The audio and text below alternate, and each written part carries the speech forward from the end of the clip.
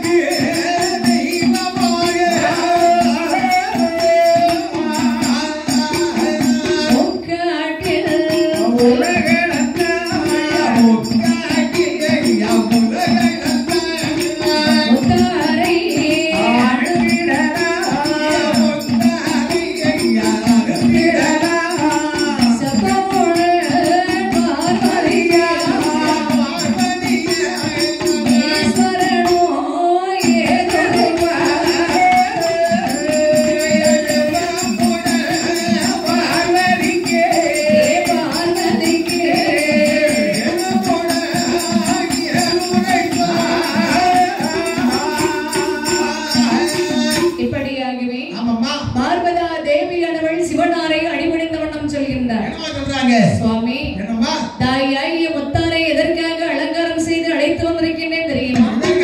அதோ அதன் கானகத்தில் தன்னந்தனியாக அமர்ந்திருக்கின்றார்களே முப்புராதியர்கள். அந்த முப்புராதியர்களுக்கு தாய்க்கு தாயாக அனுப்பலாம் என்று சொல்லி அனுப்புகிறேன் சுவாமி. நல்ல யோசனை செய்தாயம்மா. ஆனால் பார்வதி, முத்தாரமை எங்கே போய் இருந்தாலும் எண்ணளவும் குற்றம் இல்லை. ஆனால் நான் ஒரு ஆளை விட்டு வர வேண்டும் என்று நான் சொல்லுகிற போது ஏன் எதற்கு என்று எதிர் கேள்வி கேட்காமல் புறப்பட்டு வர வேண்டும். அப்படி வருவதாக இருந்தால் புத்தி சொல்லி மாதாவை போக சொல்லி முக்காஜின்னு சொன்னார். சரி, தாயார் பார்வதியார் சொல்கிறார், அம்மா பகவான் வார்த்தை கேட்டுட்டாலம்மா, அதன்படி நடந்துக்கோ, உனக்கு என்ன வேணுமோ அதை கேட்டு வாங்கிக்கோ என்று சொல்லும் போது தலைமை சொல்கின்றார்கள், பகவானே நான் பூலோகத்துக்கு நீங்க முக்காட்டி போக சொல்றீங்க. அப்படி முக்காட்டி போற நேரத்துல அந்த முக்காட்டில் நான் நடந்து போக முடியுமா ஐயா? அதனால் நான் ஏறி செல்வதற்கு பொன் தேர் தர வேண்டும் ஐயனே. அப்படியே ஆகட்டும் அம்மா. அப்படியே நல்லது ஐயா என்று சொன்ன உடனே அப்போது முத்தாரானவள் பூத படைகள் புடை சுரத்தக்கதாக தன்னுடைய வாகனத்திலே அமர்ந்து ஆரோகணம் செய்த வண்ணமாக தாயாகிய முத்தாரம்மன் வரமுனியும் பார்வதியும் அடிபணிந்து வெளியேறி வருகின்றார். அம்மன் எப்படி வருகிறாள் என்று சொன்னாள். எப்படி அம்மா வருகின்றார்கள்? ஏறினார் பெண்கள் என்ற விமானத்தே வண்டி தேவத்தை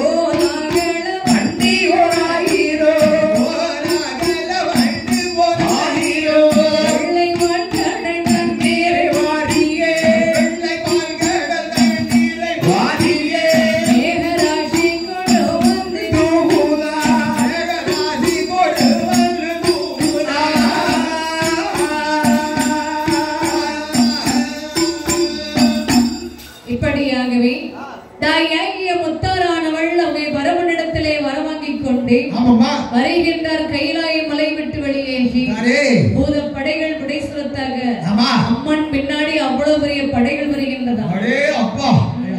இப்போ மந்திரி போறாரு. மந்திரி போகும்போது ஒரு மந்திரி போறாருன்னா அவருக்கு துணை மந்திரிகள் எத்தனை போவாங்க? ஒரு 100 பேர் 200 பேர் போவாங்க. மந்திரிக்கு துணை மந்திரி இருக்காங்களா அப்படி சொல்லுங்க. உலகளந்த மாயன் மாதவல்லவா முத்தாரமா போகும்போது பின்னால எவ்வளவு ஆட்கள் போனோம். பேய்படைகள் ஏகப்பட்ட பேய்படைகள் போய்கொண்டிருக்கிறது. பூதப்படைகள் போய்கொண்டிருக்கின்றது. கோலமாக போய்கொண்டிருக்கிறது. அம்மன் கோலவர்ண தேரிலே அமர்ந்து ஆரோகணம் செய்து கோலாகலமா வந்து கொண்டிருக்கும் போது அம்மனுடைய பின்னால் வரக்கூடிய படைகள் எல்லாம் மரகத பச்சை வர்ணத்தேர் 1000, மாணிக்க பச்சை வர்ணத்தேர் 1000, முத்து குங்குமம் வைத்த பல்லக்கு ஒரு 1000, முடிகிய வெள்ளி தங்கத்தேர் 1000, 1000 எவ்வளவு படைகள் இருக்கு அம்மனுக்கு. தங்கத்தேரு, வைரத்தேரு, பொண்ணு தேரு, வெள்ளித்தேரு, வெள்ளித்தேரு. நம்மளால ஒரு கட்டையில விட தியாகம் செய்து வைக்க முடியல. ஆனா அவங்க எவ்வளவு தியாகம் செய்து வச்சிருக்காங்க பாத்தீங்களா. அம்மா பெரிய கோடீஸ்வரி இல்லாம உலகளந்த நாயகி இல்லாம அம்மா கோடீஸ்வரிய.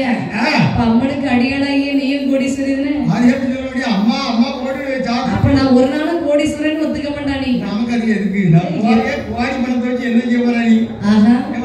கோடி கோடியா லட்சம் கோடி 1000 கோடி 2000 கோடி சேர்த்து வைக்காங்க. சரி, இந்த 2000 கோடி சேர்த்து வைக்கிறோம். எவ்வளவு முழுக்க ஜாபம் முடியல பத்தியாடி. ஒரு நிம்மதியா இருக்க முடியுதா?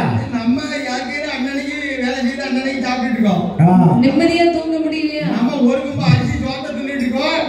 அவன் நிறைய வச்சிருக்கான். நீங்க அவனுக்கு நிம்மதியா தூங்க முடியல. 20 தோசை 30 தோசை தின்னுவோம். சரி, இன்னைக்கு தான் 40 தோசை சாப்பிட்டுருக்கேன். 40 தாங்க சாப்பிட்டுருக்கேன். நீ சொல்லு தின்னு சொல்லி எல்லாங்களும் சேர்த்து விடலாம். ஆனா எந்த சண்டாடி பார்த்தாலும் தெரியல. வேற ரூபா துருவ ரூபா வெட்டாங்க மட்டை ரூபா புடி மூஞ்ச 12 ரூபா வியாபாரம் கொடையா எவ்வளோ பார்த்தாலும் தெரியல. எனக்கு இப்போ சாப்பிடவே முடியலம்மா. சாப்பிடவே முடியலையோ? 40 தோசை தின்னுருக்கா. காலையில 9 மணிக்கெல்லாம் ஒரு 33 இட்லியும் சரி ஒரு 10 பட்டு சுட்ட வடையும் சாப்பிட்டுருக்கேன். சரி, மத்தியானம் ஒரு 2 பக்கம் அரிசி தோசை சாப்பிட்டுருக்கேன். சரி, இப்போ நான் ராத்திரி ஒரு 40 தோசை தின்னுருக்கேன். இதுக்கு மேல ஒரு பருக்கு பல்லுல போக முடியுமா? அதான் அங்கே தமிழ்நாட்டுல தோசை தட்டுப்படாய் போச்சு. ஒரு மனுஷன் 40 தோசை சாப்பிட்டா விளங்குமா ஐயா? ஒரு 10 20 பேர் சாப்பிட சாப்பாடு நம்ம ஒத்தி சாப்பிட்டு எங்க தெரிஞ்சு முடியும். ஆனா கொஞ்சம் தட்டுப்பாடு வந்துருக்கு. அதுக்கு வேற பூங்கல் போறது அவங்க இருப்பாங்கல்ல, அது பூங்கல் அது தின்னு குறைய வாங்கி நினைச்சுக்கலாம். உனக்கு தர்றதுக்கு ஆள் இருக்கு அப்படி சொல்லு. உனக்கா பெரிய ஆள் இல்லையா? பாட்டு ஒண்ணு அக்கா நீதானே நேரத்து மொத்தமா வாங்கி வச்சு தின்னுட்டு மிச்சம் போய் தானே எங்களுக்கு தந்தா. அக்கா படிக்க பாட்டுக்கு நம்ம எந்த வேணாலும் கொடுக்கலாம்னு சொல்லி அவன் அள்ளி வசமா பூம்பருப்பு சிம்டல் தானாங்க. நல்லா சாப்பிட்டு கேட்டே கட்ட மாட்டாங்க. இப்படி அம்மன் தெருல வந்து ஆரோகணம் செய்து வரும்போது மேக ராசிகள் அது தூறல் மழையாக பொழிகின்றதா.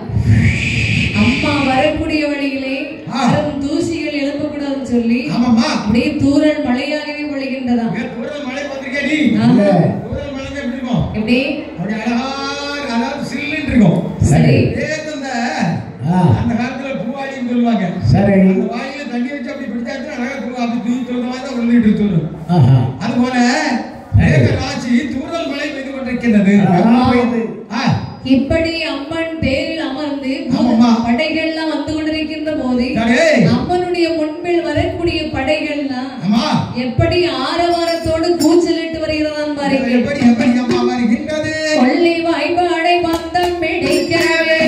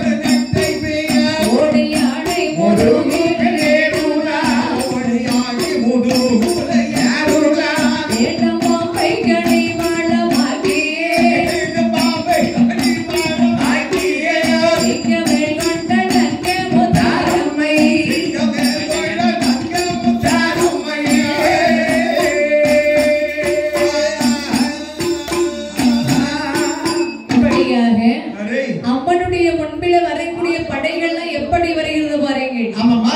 கொள்ளிவாய் பேய்ப்படைகள் அத்தனையும் அம்மனுடைய முன்பிலே வந்து தீவட்டி பிடித்துக் கொண்டு வருகின்றன. அந்த கொள்ளிவாய் பேய்ப்படை நீ பாத்திருக்கியா?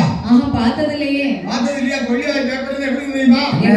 முதல்ல இந்த சைடுல இருக்க ரெண்டு பல்லும் வாய்க்கு வெளியே தான் இருக்கும். சரி. முன்னாடி பல்லுக்கு பாத்தியா? பல்லு அவ்வளவு நீளமா இருக்குமா? ஆமா, முதல்ல தூக்கிட்டு மேல வந்து இருக்கும். நாக்கு இருக்கு பாத்தியா? நாக்கு. ஆமா. அப்படி கழுத்து வரை தூக்கிட்டு இருக்கும். அதான் கொள்ளிவாய் பேய்ப்படை. ஆமா. அப்ப அந்த நேரத்துல நீ பறந்துட்டியா? நம்ம தானே அவங்களுக்கு சொல்லி நான் பார்த்ததே இல்ல, நீங்க பாத்திருக்கீங்க. நம்ம வந்து மூணாவது பிறவி இது. சரி. சும்மா சாதாரணமா நினைக்க கூடாது. மூணாவது பிறவில தான் அவங்க டபுள் பாட் பேசிட்டு இருக்கேன். ஆமா.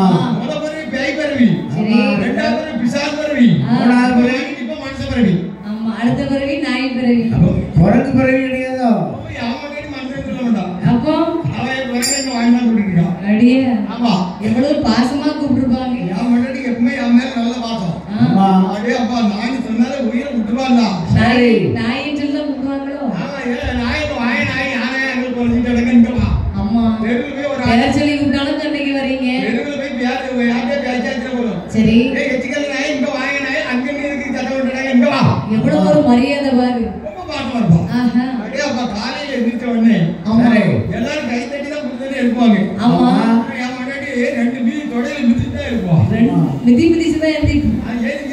எந்தியா எந்தி எருமை 10 மணி வரைக்கும் தூங்கிட்டாங்க. அட எருமை போட்டு எருமை பிச்சைக்காரன் எப்படி தூங்குறான் பாரு. ஆமா, அவன் அங்கோட போடுவா.